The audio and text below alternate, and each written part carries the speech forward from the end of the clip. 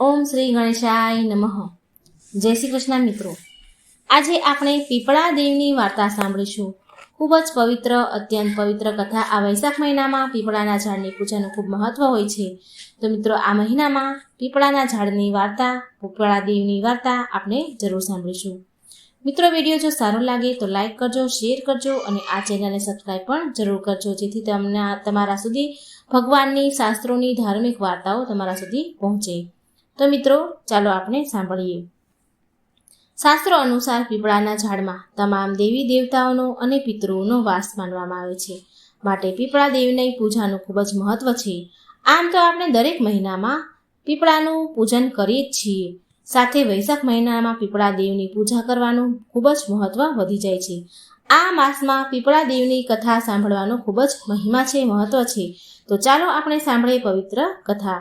ઓમ નમો ભગવતે વાસુદેવાય. એક ગામમાં એક બ્રાહ્મણ અને તેની પત્ની બ્રાહ્મણી રહેતા હતા.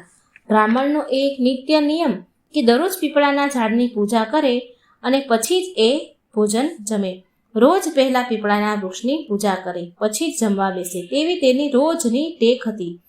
આ તેમનો રોજનો નિયમ હતો. તેઓ અટૂટ શ્રદ્ધા ભાવથી પીપળાના ઝાડની પૂજા કરતા. દરરોજ પાણી અર્પણ કરે અને પ્રદક્ષિણા કરે. બ્રાહ્મણ પીપળાના ઝાડની પૂજા કરે ત્યારે પીપળાના ઝાડમાંથી એક અવાજ આવતો હતો. એક અવાજ સંભળાતો કે હું દઉં અને તું માંગ, હું દઉં તું માંગ. બ્રાહ્મણ દેવ તે અવાજ સાંભળીને ગભરાઈ જતા અને વિચારતા કે એક આ અવાજ ક્યાંથી આવે છે. પછી બ્રાહ્મણ પૂજા કરીને તેમના ઘરે પાછા આવે અને દિવસ રાત રોજ વિચારતા રહેતા કે આ કેમ આવો અવાજ આવતો હશે. રોજ વિચારે, રોજ એને મનમાં ને મનમાં આ વિચાર આવતો જાય. આમને આમ સમય વીતતો જાય છે. હવે એક દિવસ બ્રાહ્મણીએ બ્રાહ્મણને પૂછ્યું કે તમે આટલા દુઃખી શા માટે છો? એક દિવસ બ્રાહ્મણ દુઃખી થઈને બેઠા હતા, વિચાર કરી રહ્યા હતા. તો બ્રાહ્મણી જોઈ ગઈ તો એને પૂછ્યું કે તમે આટલા દુઃખી કેમ છો? અને તમે થોડા કમજોર પણ દેખાવ છો, નબળા દેખાવ છો. શું વાત છે? શું ચિંતા છે તમને? હું તમને સારું ભોજન આપું છું, તમારું ધ્યાન રાખું છું, આપણે ત્યાં કોઈ તકલીફ પણ નથી. તો પછી તમે દિવસ રાત શું વિચાર કરી રહ્યા છો અને કેમ સુકાઈ ગયા છો? શું કારણ છે તે મને કહો ને. તમે આટલા બધા ઉદાસ કેમ રહો છો?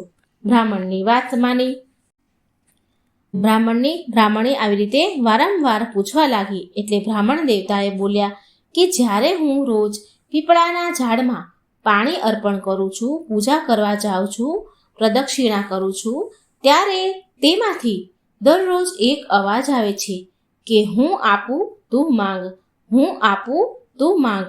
આ અવાજ ક્યાંથી આવે છે એ મને નથી ખબર પડતી. મને ખબર નથી પડતી કે આ શું છે, આ અવાજ મને કેમ સંભળાયા કરે છે. ત્યારે બ્રાહ્મણીએ કહ્યું કે કદાચ આ પીપળા દેવનો અવાજ હશે, જે તમને અવાજ આપે છે, તમને કહે છે. પીપળા દેવ ખૂબ જ દયાળુ છે. પીપળા પર ભગવાન બ્રહ્મા, વિષ્ણુ અને મહેશ ત્રણેય દેવોનો વાસ છે. આપણા પિતૃઓનો પણ વાસ હોય છે. હવે જ્યારે તમે પૂજા કરવા જાઓ તો નિસ્વાર્થ ભાવે તમે તમારી ઈચ્છા પૂરી કરી દેજો, બોલી દેજો. ત્યારે બ્રાહ્મણ બોલ્યા કે તું બતાવ, હું શું માંગુ?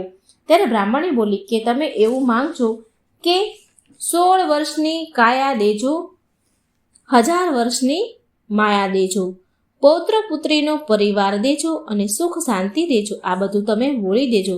પછી બીજે દિવસે બ્રાહ્મણ પીપળાના ઝાડની પૂજા કરવા જાય છે, પીપળા દેવનું પૂજન કરે છે.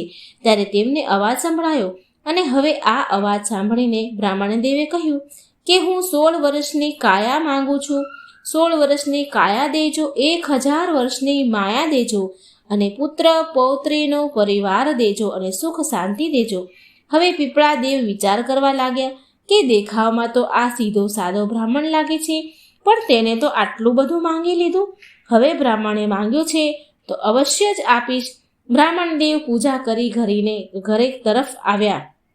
ઘર તરફ ચાલવા લાગ્યા અને વિચારવા લાગ્યા કે મેં તો આટલું બધું માંગ્યું, પણ પીપળા દેવે તો મને કંઈ આપ્યું નહીં.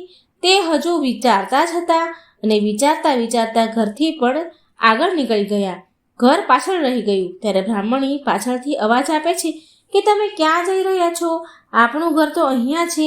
ત્યારે બ્રાહ્મણે પાછું વળીને જોયું અને વિચાર્યું કે અહીંયા તો નાનો છોકરો હતો. નાના છોકરા હતા, આ ઘર ક્યાંથી આવી ગયું?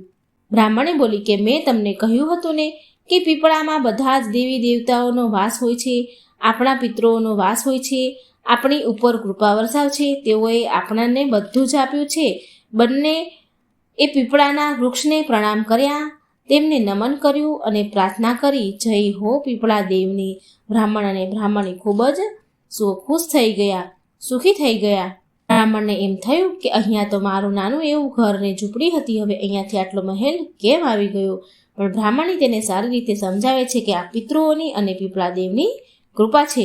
બ્રાહ્મણ અને બ્રાહ્મણી તેનો પરિવાર સાથે સુખપૂર્વક રહેવા લાગ્યા અને બ્રાહ્મણ દેવે નિયમ મુજબ પીપળાના ઝાડની પૂજા કરતા રહ્યા, ભગવાન પર શ્રદ્ધા રાખતા રહ્યા. ભગવાન શ્રી કૃષ્ણએ કહ્યું છે કે સર્વ વૃક્ષોમાં હું પીપળો છું, પીપળાનું વૃક્ષ છું, હું શ્રેષ્ઠ છું. આ એક અતિ પવિત્ર વૃક્ષ છે, માટે આપણે પીપળાના વૃક્ષની પૂજા, ઉપાસના અને રોજ તેને પાણી અર્પણ પણ જરૂર કરવું જોઈએ. મિત્રો, જો આ વાર્તા તમને ગમે તો વિડીયો લાઇક કરજો, શેર કરજો અને મારી આ ચેનલને ભગવાનની કથાઓ, વાર્તાઓ સાંભળવા માટે સબસ્ક્રાઈબ જરૂર કરી દેજો. જય શ્રી કૃષ્ણ. રાધે રાધે.